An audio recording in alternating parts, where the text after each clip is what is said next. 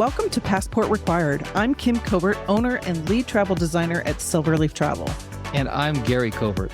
Together, we are on a mission to help experienced travelers and would-be travelers get even more informed, inspired, and get moving so that they can enjoy great travel experiences and make memories that will last. We believe that travel offers so many opportunities to improve the quality of our lives. Travel helps us learn more about the world, ourselves, and those closest to us. It keeps us vibrant, fresh, and connected, and travel helps us celebrate life. We invite you to join the Silverleaf Travel Facebook page so that we can amplify our impact and help people get off of and stay off of what we'd like to call Someday Island. We know you're going to love this episode, so let's get after it.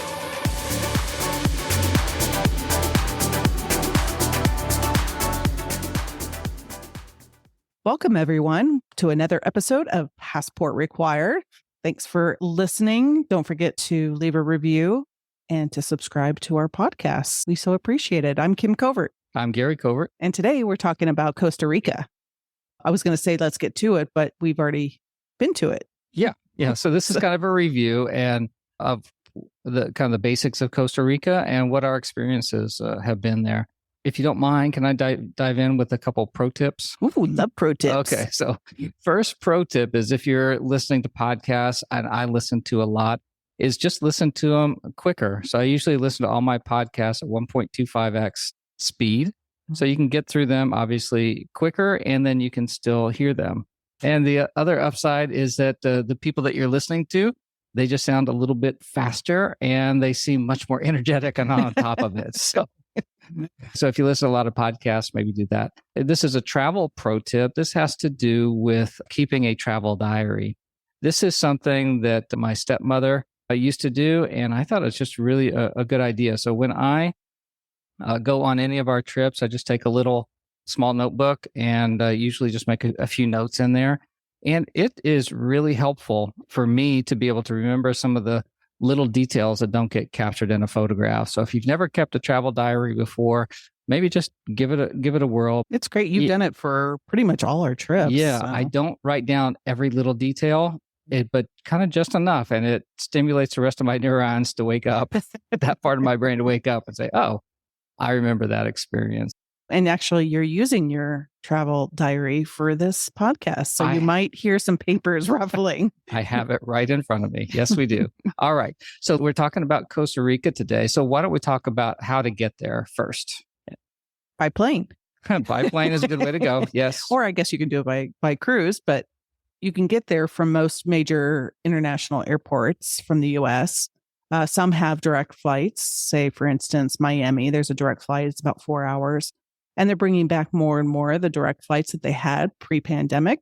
Say, for instance, if you're going from Arizona, you will most likely have a one stop for now. But it's still very, very easy to get there. And there's two major airports. There's the San Jose, not California. Don't go to California. Don't go to Mexico. I've mistakenly, many, many years ago, rented a car in San Jose, Costa Rica instead of San Jose, California.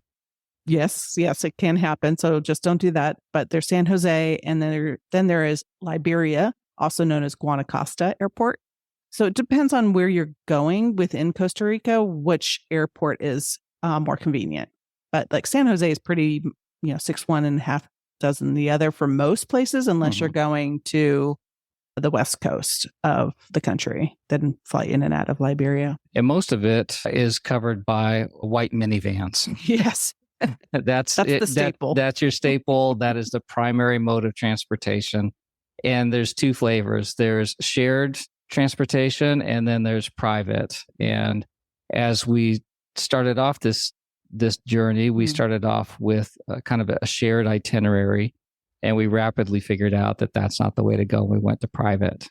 For us, yeah. That was our preference. Yeah. Why don't we start with talking about our experience? So we flew into San Jose, and then from there we stayed in the city one night, and we stayed at a DoubleTree hotel, which is a nice kind of resort style hotel.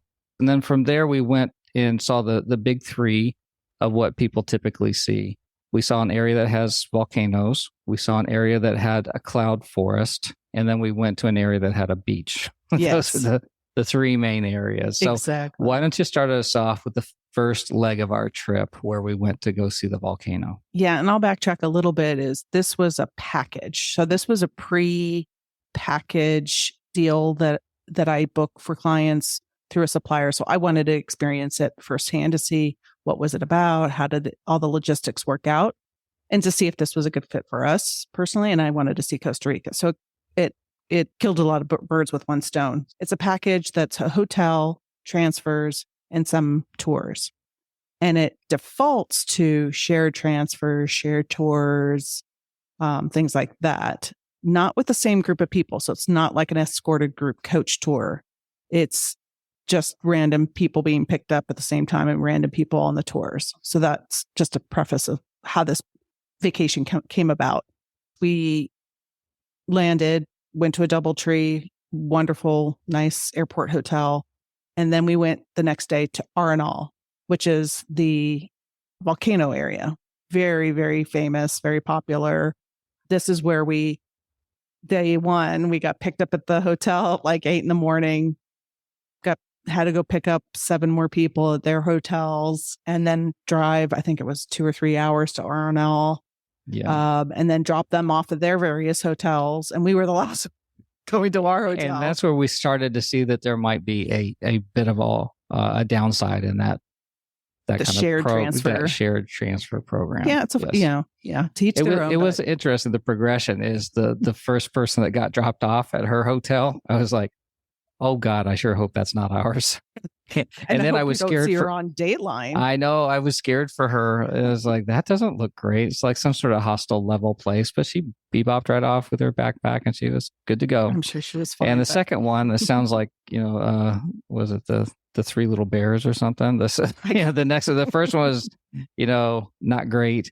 The second one was like, I hope that one also isn't ours, but it wasn't terrible. Yeah. And then the third one was really nice. So we stayed at the Royal Caribbean, which is a very nice resort.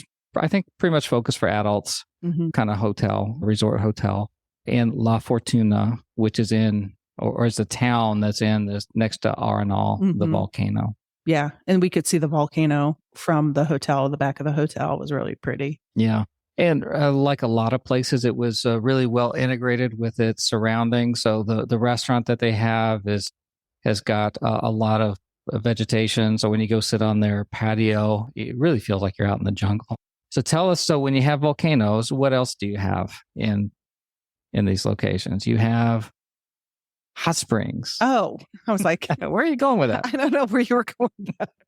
I was like, vegetation, the thermal spas or the hot springs, very, very popular in this area. So you can't swing a dead cat and not see a hot spring. So there was hot springs at our hotel and they were of variant temperatures and those were really nice. And even the swim up bar was a hot spring. So It was nice and warm. Yeah. We kind of went in the rainy season. We went in August. So it was a little drizzly that one day, but it was so pretty. And then we took an excursion that was part of one of the tours was to the Tapacan Hot Springs, which was just down the street. And it is a resort. So if you stay there, obviously you have access to it, but you can buy a day pass, or what we had was, a tour. So they picked us up, brought us to the hot spring towards maybe like the afternoon, I believe.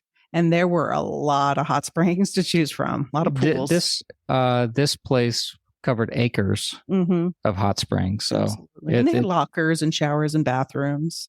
And then the hot springs are like maybe other hot springs that people are familiar with. They'll have a little sign with different mineral contents and different kinds of things that this is going to cure or is good for, things like that, and different temperatures too.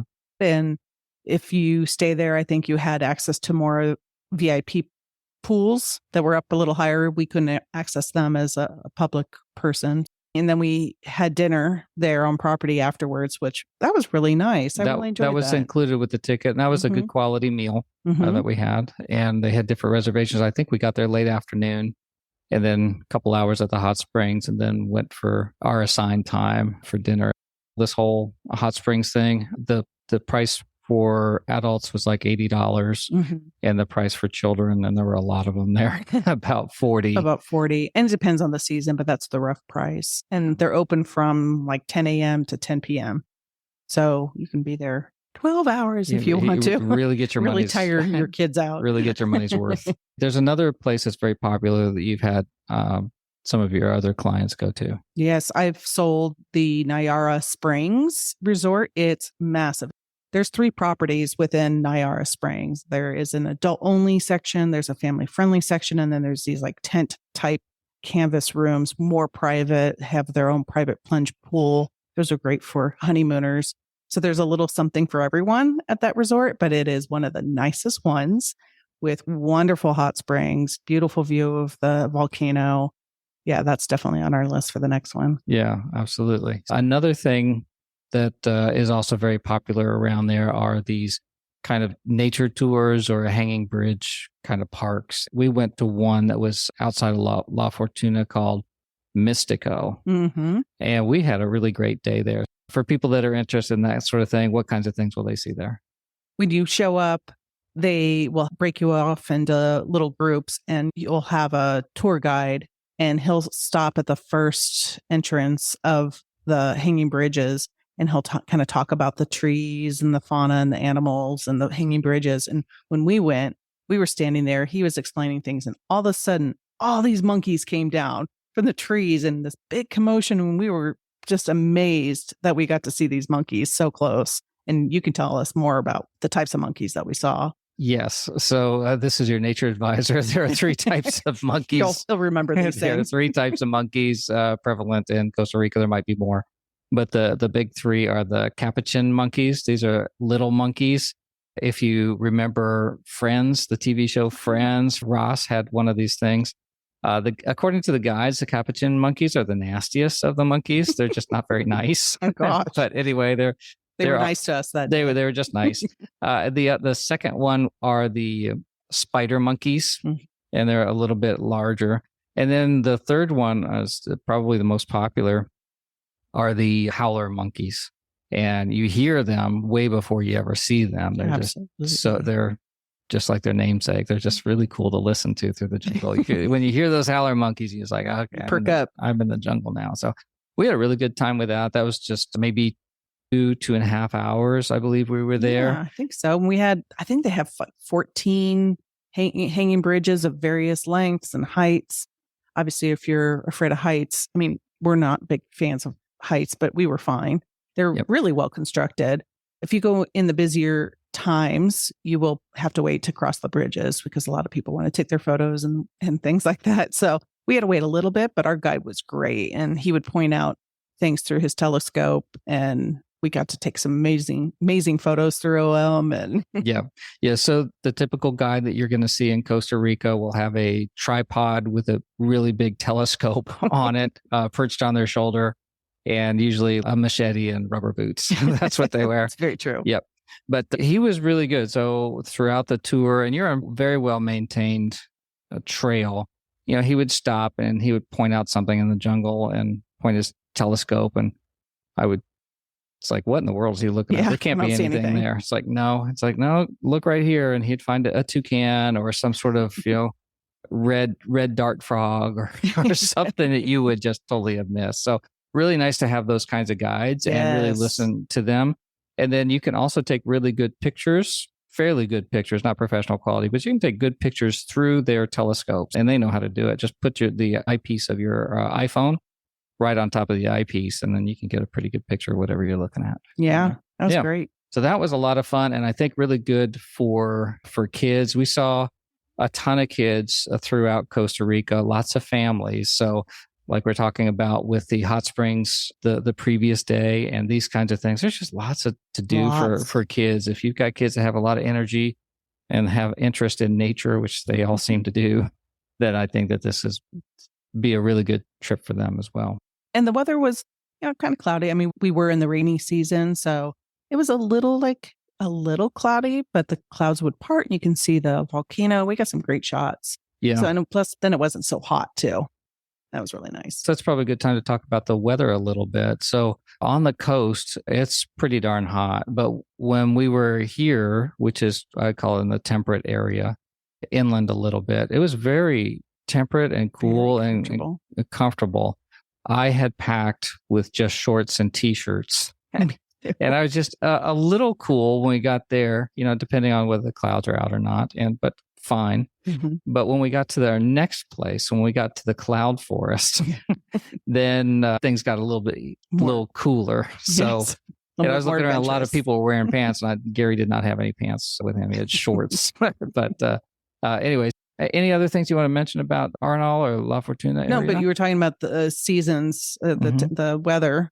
So we were in August, which is technically the rainy season, but I don't think there's really, it wasn't terrible. And that's what we heard from everyone, was that it's not bad during the rainy season, but you get the green trees, the lush forest, like everything is just in full bloom. It's so pretty. And then the dry season is like December through April. So it'll be drier, browner, trees won't be as full. You might not see as much, animals and things like that. It's warmer. A good bit hotter. Yeah, hotter. Yes. Yeah. Okay. So.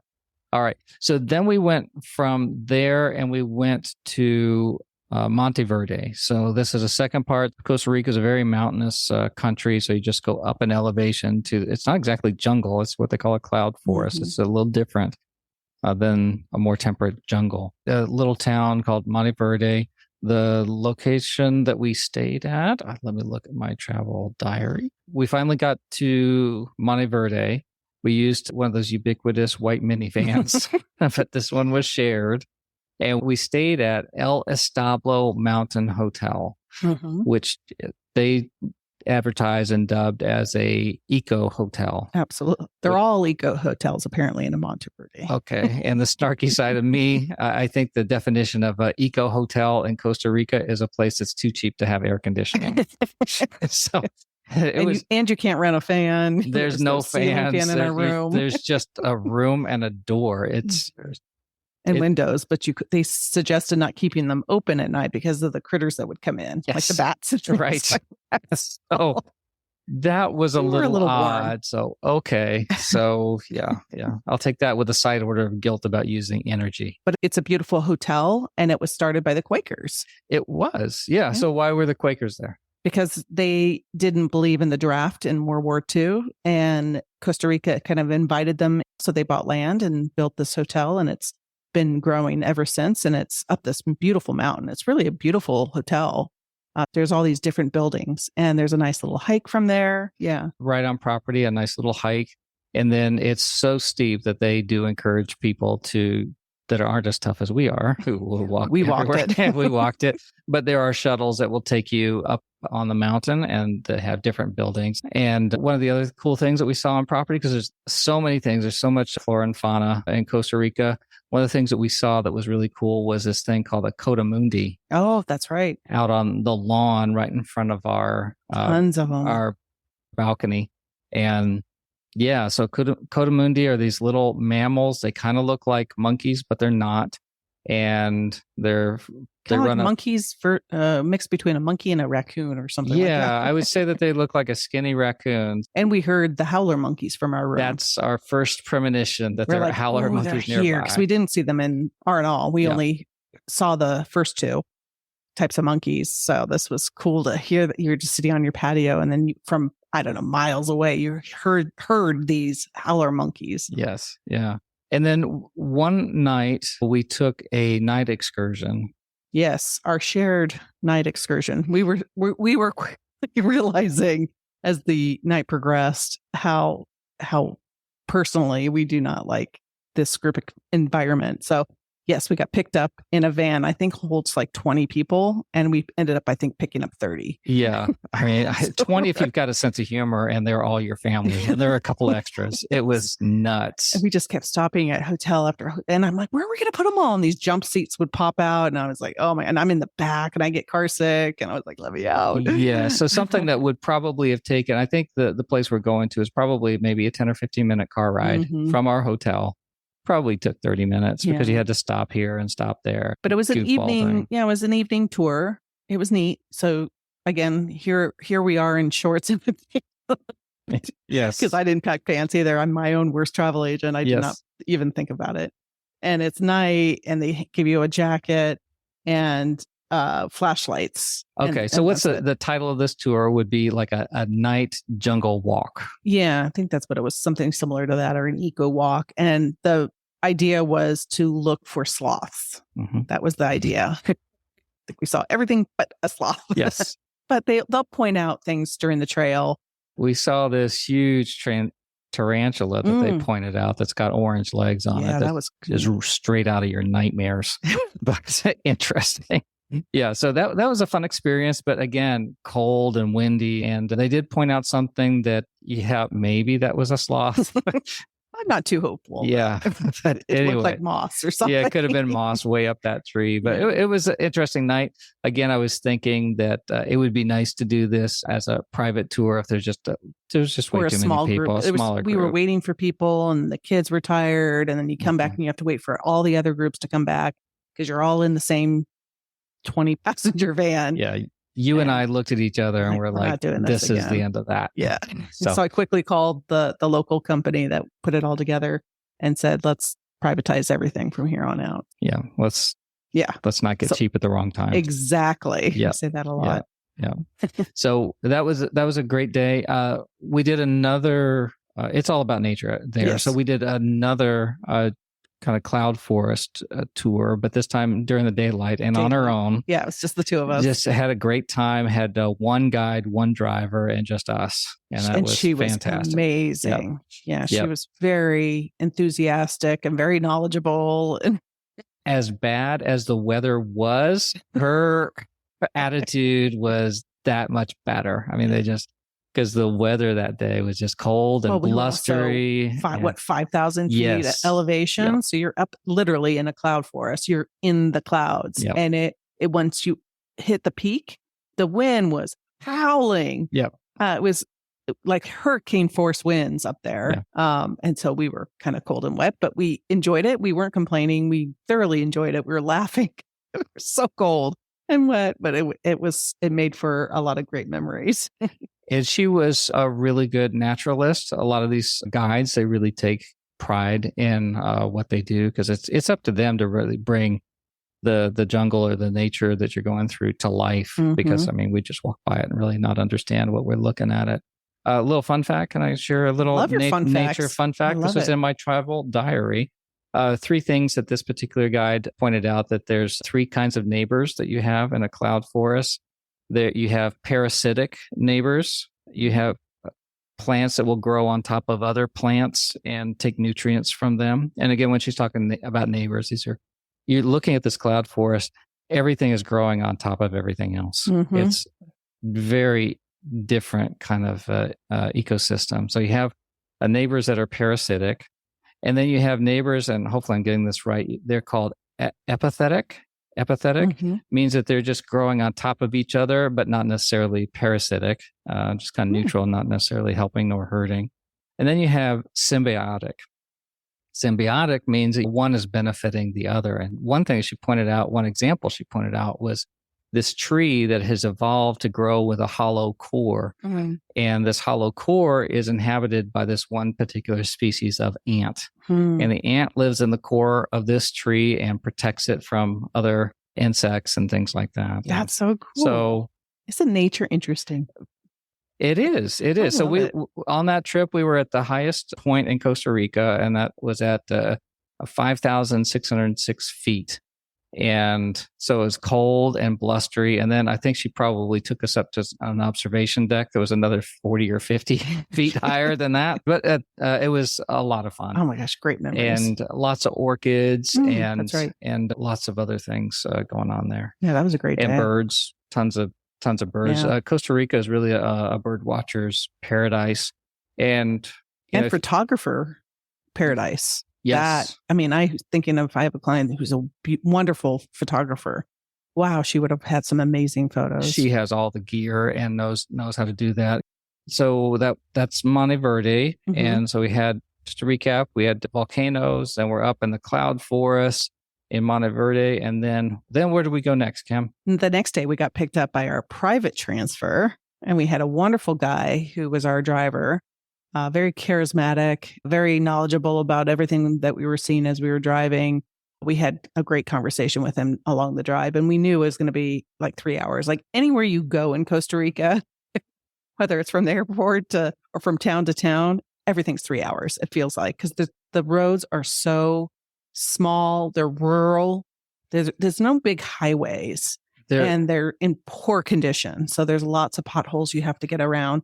So if you are comfortable driving, I mean, I don't recommend driving in Costa Rica, but if you are, drive during the day because the roads are just in such bad condition and there's not great signage and it's going to take you forever and you can't drive at night. I would not recommend that. But what I highly recommend is to have a driver take you. The cost difference is not that different and you can have the flexibility of stopping when you want to stop. So we stopped. He actually about halfway through said, "Do you want to stop for a coffee or, a little Danish or something like that? And I'll take you to my favorite restaurant." So we stopped at this little town and we walk in and he knew everyone there and we bought him a coffee and had a little bite to eat there. Yeah. I think it was his favorite restaurant because it also had his favorite waitress. Yeah, flirting with her. Flirting with her. Well, that was a lot of fun. But I mean, we had a good conversation with him the whole time and learned a lot about the country. Two other little fun facts is Costa Rica does not have a military. Mm-hmm. So they have a strong police force and a Coast Guard and that sort of thing. But shocking. They don't have a military, which I think I'm still trying to wrap my head around that given who their neighbors are. Nicaragua and Guatemala and all those kinds of countries. And the other is they have incredible pride in their educational system. Very. Yeah. So nearly every little town that you go through, they're going to point out some building that's painted some kind of pastel blue or yellow, and that's going to be their school. Yes. So they have escuelas everywhere. Yeah, he pointed out the school in every little town, and we passed a lot of towns. And they're proud of it. They love it. They're so incredibly proud of their educational system. So those are kind of interesting. Where were we going, by the way? We were going towards Guanacaste, Tamarindo area. So towards the ocean on the West Coast. And so that was a nice drive. Got to our hotel. We were staying at a nice, I think, Hilton. It was up on top of a hill and it had a beautiful ocean view up there. And it had a shuttle to the town. I mean, you could walk, it's a long walk, but that was mountainous. We did not walk that one. Yeah, we took the shuttle into town and just looked around. And town is, your typical, almost like your typical Mexican town, like something you'd find in Cabo or Puerto Vallarta. A lot of bars, a lot of restaurants, a lot of shops, a lot of beach clubs too. Yeah, a lot of beach clubs. The beach itself was really pretty. Mm-hmm. And my understanding is that people spend a lot of time surfing down there. Yes. Surfing is really popular. Especially during the rainy season. But it still was hot for us. It was hot and humid. We weren't used to that. This is what I packed for. Yes. So I was comfortable, for our first part of our trip and all. I was a little cold when we were up in the cloud forest at over 5,000 feet. And then it was hot, damn hot. And humid and hot. And we're from Arizona, so we're not used to the humidity. Yeah. So that's what I packed for. And I'm glad we didn't have it the whole time. It was definitely a big change down there. But, that's the beach and pool weather. And that's a very popular area. People love to stay around there and walk into town. That's a great area. But we ended up taking an excursion. It was just a private excursion, just Gary and I, on an ATV for the day. And that was one of my favorite memories. I don't remember the last time I was on an ATV, and we got to ride them on the beach and up into the mountains. And it was such a great day. It's a great way to see the environs pretty quickly. So we were able to see some of the beaches that were further away from Tamarindo itself. And surprisingly, one of the best beaches that I can see around there is this beautiful stretch of white sandy beach is right across the street from Margaritaville. Yeah. There's a resort. The Margaritaville Resort, of course, of all places, that's where the best beach is. They had a great beach right in front. You just walk out from your resort, walk across this little tiny road, and you had the stretch of beach and the water was so beautiful there. Yeah. Because we passed some other hotels like the Westin that aren't like down. They're in front of the water. They're up on a hills. hill. So it's similar to ours where you would have to take a shuttle or something down to a beach. Yeah, that was great. And saw some beautiful homes. And yeah, it reminded me a lot of La Jolla, California. Right. In that section, there were just some really beautiful homes like behind big gates and you kind of peer through. What do they do for a living? How'd they get their money? Anyway, so yeah, nice little town, typical beach town that you would have. And the highlight of the ATV tour was definitely not the beach. It was definitely not the nice homes. What was the highlight of your ATV tour there, Kim? We visually saw the howler monkeys. Yes. Finally. You could finally get, and what was your impression? What does a howler monkey look like? Oh my, they're so cute. I mean, all monkeys are cute, but they're just super cute. And they were up in a tree above us as we were driving with the ATVs. And because of our ATVs and that we were close to them, they started howling first. Then he stopped, our guide stopped and said, pointed to him. And there was a whole, I'm going to say family, the whole troop of them. And there were little babies and there were older ones, and they were just kind of hanging out in the tree looking like they're taking a nap. Yeah. And now that you mentioned that, when you rev or start the engine, the sound provokes them. So they start to fire off their howler monkey howl, which I will not do here. No, please. Please don't. So that was a really good experience. And I think we spent a couple of days in Tamarindo. And then from there, we headed to Liberia / Guanacaste Airport. And that's the way we made our way home. Yeah. That's a much smaller airport. So it was easy to get through. That was nice. So, and just a few little miscellaneous travel related tips here is the electricity is same as the US. And they have the same 2-prong plugs. So you don't have to worry about, having a different outlet or power converter. Yeah. Language is Spanish, but English is ubiquitous. We got along fine just with English. When I popped out with any of my attempted Spanish, it was appreciated, but unnecessary. No necesario. Tipping is just a few. Not really widely used. Yeah. You don't have to, but I think it's more of an American thing just because I see the Americans do it. It's kind of popular. Yeah, we did a little bit here and there, like our guides and our drivers, but they're not expecting it. Officially, their currency is the colon. We just took a lot of dollar bills. You took a lot of dollar bills. Yeah. Just like, hey, look at her. She's going to pay you. I'm the bank. Yeah, they widely accept US dollars. Mm-hmm. And then there's no visa requirements. No visa. Yeah, over 90 days. If you hold a different passport or green card or whatnot, you got to check with your own. So we went there with zero expectations. So I had no idea. Obviously, we didn't pack pants. That would be my other fun fact. That would be your pro tip. Pro tip: pack pants, or those kinds of pants where the legs zip off. Yeah, I think that'd be a good way to go. And we had a good rain jacket, but I didn't really understand the true nature of the country. I've sold it. It's very popular. It's very manageable. It's very affordable. And it's also great for really any type of travel, family, romance, honeymoon, multi-generation. There's something for everyone throughout that whole country. And we only scratched the surface. There's a lot more to see. We didn't get down to Manuel Antonio, the other volcanoes. We didn't get to the Caribbean side. There's over 200 volcanoes. Yeah. As far as I understand. There's a lot more to see. We'll definitely be back for sure. For me, my impression, not going with any expectations, was, wow, this place is very calm and safe. Mm-hmm. It didn't feel quite as hectic as some places that you go, for example, in Mexico. True. And I liked it better than Mexico. I liked it better than Mexico. I really liked it better than Mexico. For the part of the country that we're coming from, it's not that much further to get into Costa Rica, and it was very comfortable. The people are great. It's very easy to get around, and very similar to our Alaskan experience. Not just one of those check off the box things, but wow, I'd really kind of like to go back there again and dig in a little deeper and see what else I got to offer. Yeah, absolutely. So you've asked this on other podcasts. I'm going to ask you this first time. Okay. You're going to be the first one. What was your favorite dollar spent? Okay. In addition to the things that we talked about, we splurged a little bit on a really nice dinner at our first resort at that Royal Caribbean. So they have a very nice restaurant up on the 5th floor, and it overlooks the entire resort and has a beautiful view of the volcano. You and I had nice. a really nice dinner looking over that vista. That was a really special time. So I really enjoyed that. How about you? What was your best dollar spent? Ooh, my mug I bought in Monteverde. Okay.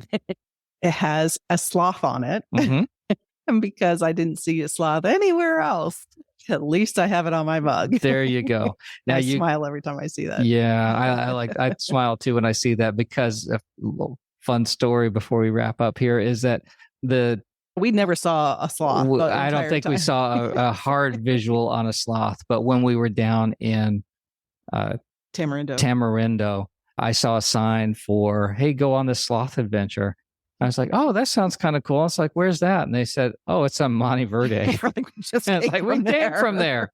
There's an entire, evidently, sloth sanctuary that we just completely I think we drove by it. Missed that thing. So if you're there and you love sloths, check out the sloth sanctuary in Monteverde. Sounds like they have a lot. Absolutely. All right. But that itinerary was great to see a little bit of everything. So the volcano, the cloud forest, the beach. I think that was great. I would have added Manuel Antonio. So yeah, next time. So the theme of this country, their slogan is Pura Vida, which means something about pure life, a good life. Take it easy. Yeah, take it easy. So that's the vibe that you get down there, is just take it easy, enjoy life. And I really enjoyed Costa Rica. I'm looking forward to going back. So let's grab our passport and go back. Let's get going. Let's go. Thanks for listening to Passport Required. Please be sure and join the Silverleaf Travel Facebook page so that we can connect with you. It is also a great place to share your own travel tips, experiences, and wisdom with the Silverleaf Travel community. If you got something out of this episode, we would love it if you would subscribe and also give us a rating and review. We always want to get better, and we will read all of your comments and suggestions for topics so that we can make this podcast the best resource possible. My name is Gary Covert. And I'm Kim Covert. Thanks for listening, and thank you for being a part of the Silverleaf Travel community.